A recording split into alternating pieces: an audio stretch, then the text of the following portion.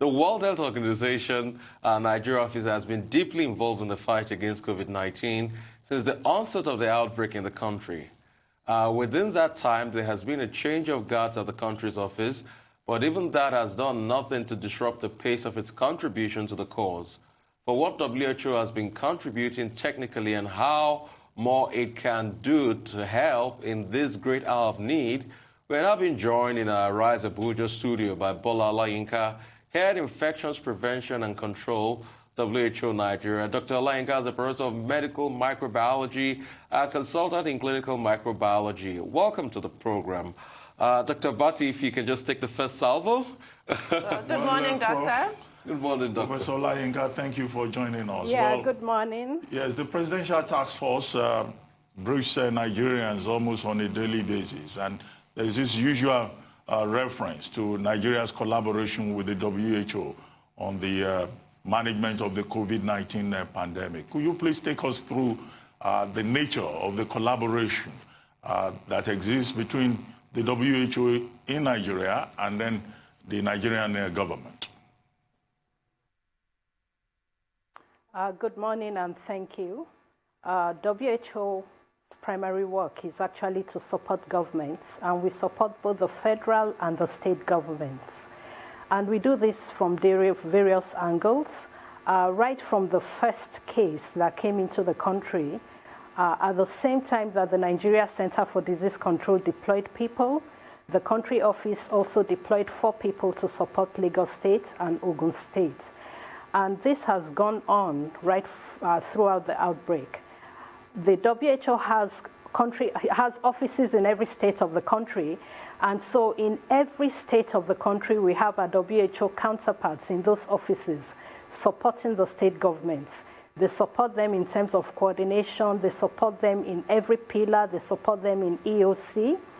And in terms of surveillance, case investigation, case detection, WHO has worked side by side with the government to do all of this.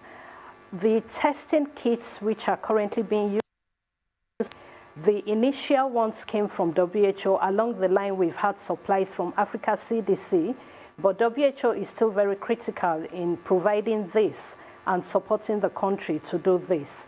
So if you're thinking of any area in which the government is working, we work side by side with the government to ensure that we're bringing the COVID-19 under control and protecting the health of Nigerians.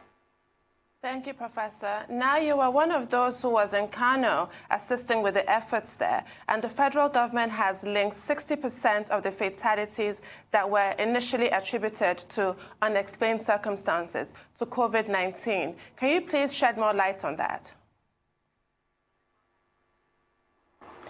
Okay, if we remember in Kano, there was an initial news of a lot of deaths. Then it was termed mysterious deaths. But in the context of an epidemic, when you have deaths, you actually want to ascertain what could be the cause of death. So recently, or not too long ago, the PTF sent a team to go and investigate a lot of those deaths. And what you just said is the report that team gave, about 60% or more being due to COVID-19. But this, for me, is not really unexpected, because during an epidemic, when you have deaths, you want to first of all find out that, is it related to the epidemic or could it be due to something else? And when you have an increased number of deaths, then the index of suspicion is higher that it might be related to the ongoing epidemic.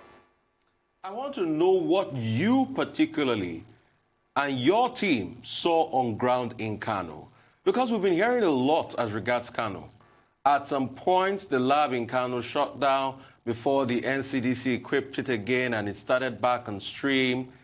Some will say Kano is a bedlam. Is that the case in Kano? Okay, we have our state office working in Kano, and they have worked very closely with the state government. Even as I speak now, we have a team from the country office led by our incident manager, who is visiting Kano and a few other northern states. When I went, I actually went for training of the healthcare workers on infection prevention and control. And this was as a result of the number of healthcare workers that had been infected in Kano. But not only in Kano, we actually have a significant number of healthcare workers being infected across the country. But the one in Kano was a request from the PTF, and it was mainly training that was done. But I had an interaction with the governor of Kano State because he came to the training hall to see what we were doing. And he also mentioned some of the measures that the state government had put in place. And what I gathered from his comments was that the state government was working hard to control the disease.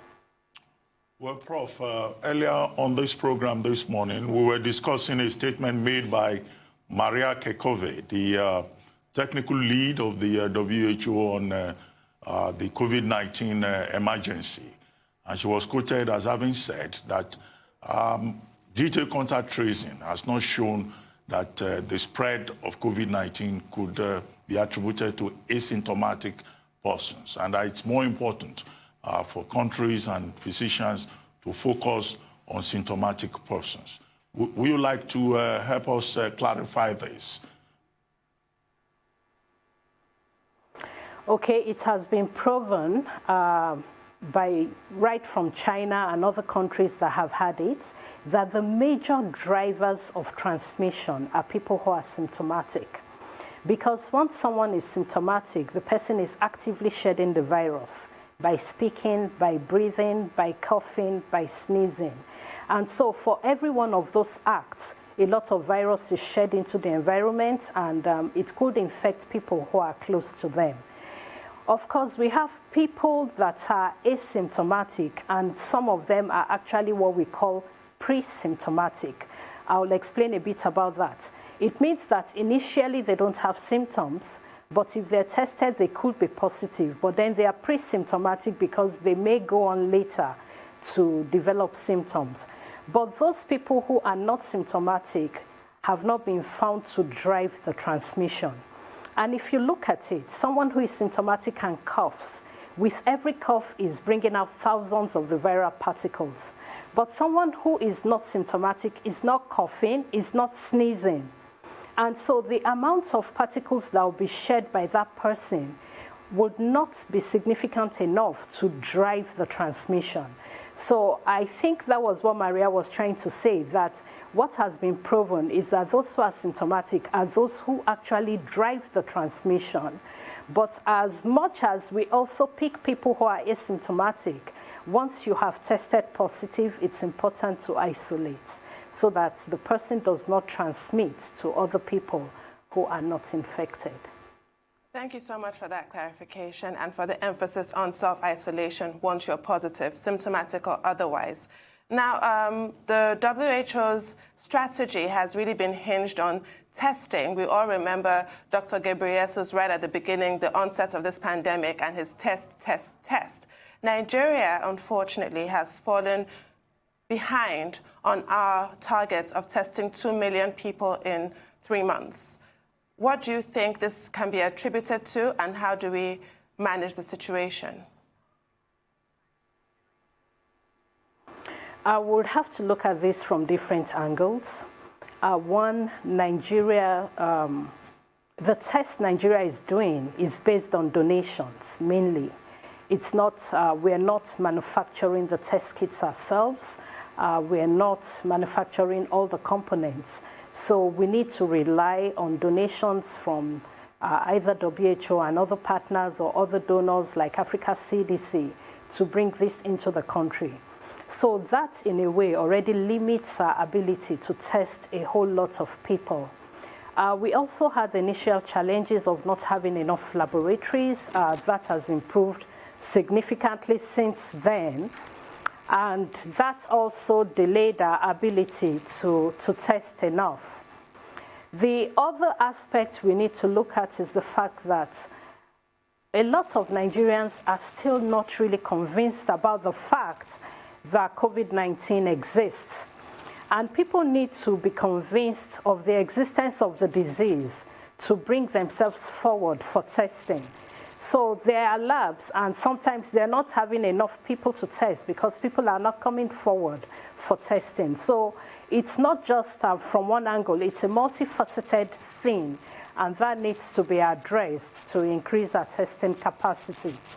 But the truth is, if we do not test, we do not know who is positive. So it's critical we test so that we know who is positive, and then we can now have some interventions in reducing transmission once we can identify those who are positive. All right, I want you to help me take a look at this report. This day newspaper today that said 70% of infected persons can't infect others. If we're saying that to a large extent that out of the population, only about 70–80% of people have mild symptoms, and the rest, 10–15%. I want to understand more about this report, that 70% of infected persons can't infect others. This is another report there. What would you say about that? Well, what I know is that once anyone is symptomatic, it doesn't matter whether it's mild, moderate, or severe, that person can and will infect others if infection prevention measures are not put in place. So I wouldn't know what made that person make that statement, but once someone is symptomatic, that person has the ability to infect as many people as come across his or her path. Well, Prof, please stay with us. We'll take a short break now on the morning show, and then we'll return after this commercial break. Please stay with us.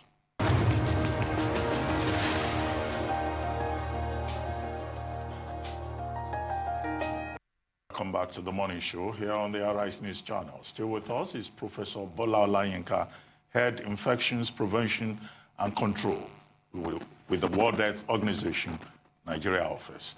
Well, Prof, let me ask you this question. There have been various reports about WHO across Africa. In Burundi, WHO officials were expelled by the president of Burundi. In Tanzania, President Magufuli is not even interested in any tracing or testing with regard to COVID-19. What has been the quality of response that your office has received from the Nigerian authorities at both the federal and state level? And as a Nigerian yourself, what do you think of what is going on in Kogi State, the only state that is not that has not reported any case of COVID-19 infection? But of course, that state has told us that what they have there is a case of stinging bees and not COVID-19. Okay, thank you. In Nigeria, we actually have Kogi and Cross River, not just Kogi State. And well, you understand that in Nigeria, health is on the concurrent list. So every state is responsible for the health of its own people. But coming to WHO and the reception in Nigeria, WHO has worked very closely with government. If you talk about with the Federal Ministry of Health, we work closely with the departments there. If you talk about the Nigeria Center for Disease Control, we work very closely with them. If you talk about the PTF, we also work very closely with the PTF, and we even support the Ministerial Expert Advisory Committee. And in every state where there is an EOC, you'll find out that the WHO colleagues there, they work side by side with the EOC leads. They work in every pillar you can think about. If you're thinking of surveillance, thinking of lab, IPC, contact tracing, risk communication, you find our WHO colleagues working with the ports of entry. And we have had a very cordial and a very good relationship with the government here in the country. Thank you, Professor. Now let's talk about hydrochloroquine. I mean, there's been a lot of ups and downs.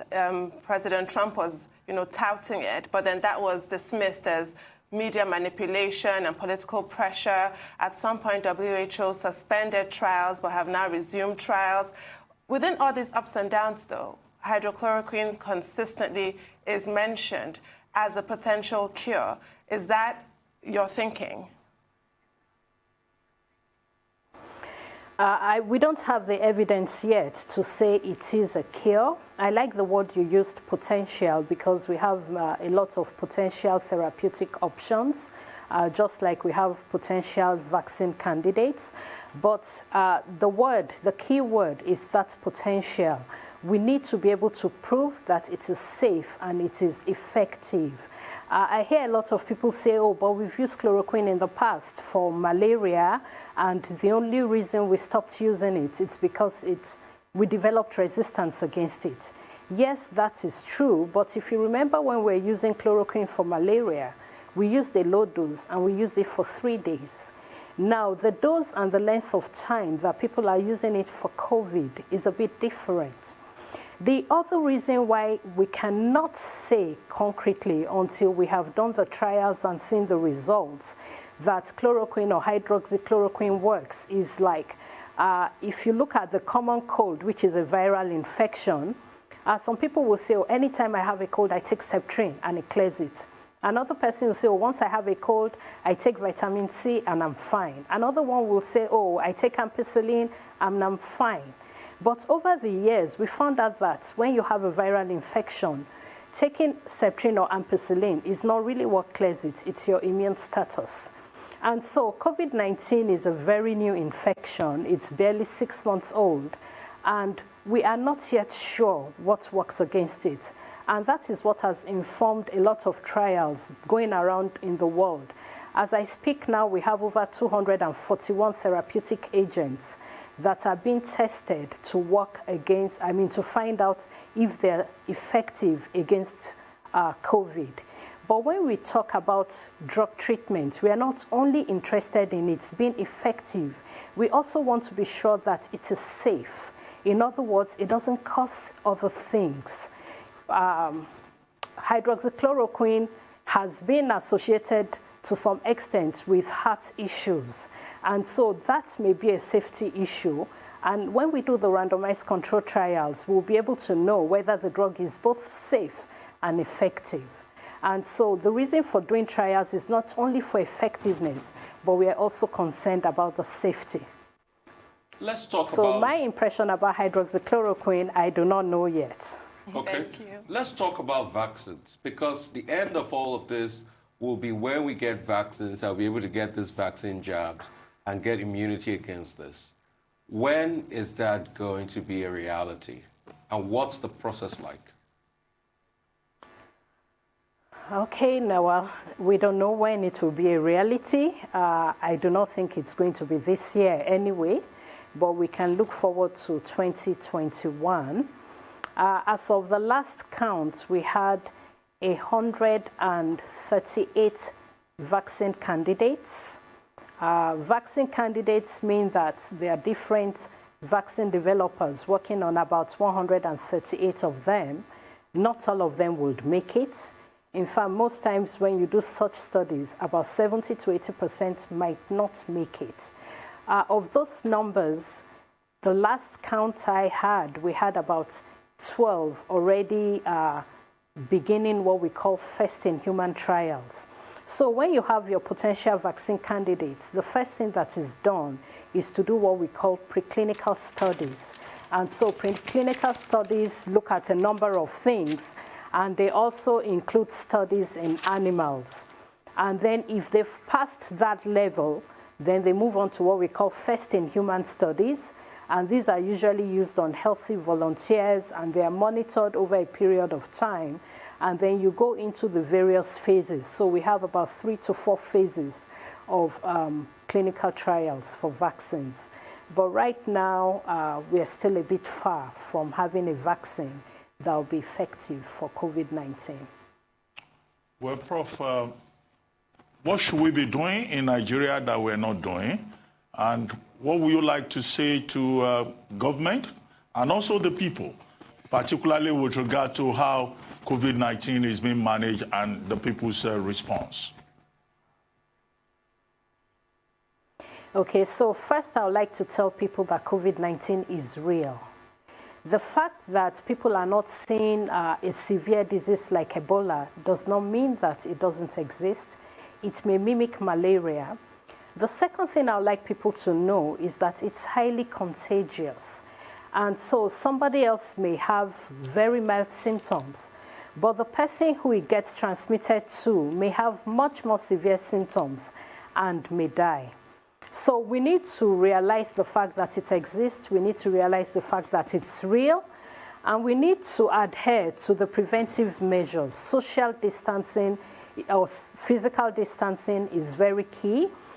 Respiratory hygiene, hand hygiene, the use of masks in public places are things that are key. And to government, the journey has just started. We can't relent. People I know are getting a bit exhausted, but we cannot afford to be exhausted because the journey is still protracted. And so government should still keep watching the epidemiology of the disease and looking at what are the interventions that will work. Some interventions might not work in our context and in our culture, but we can adapt interventions that will work in our own context and culture. And we need to keep working to make people understand the reality of this disease. People are dying from COVID. And as long as this is happening, we need to work to prevent transmission. We need to work hard to control this. Thank you, Professor. As we try and round up just in a few seconds, do you think it's advisable, this easing of the lockdown? Oh, I've been told we've run out of time. Thank you so much for joining us this morning, Professor. Thank you very much. Thank you so much, Prof.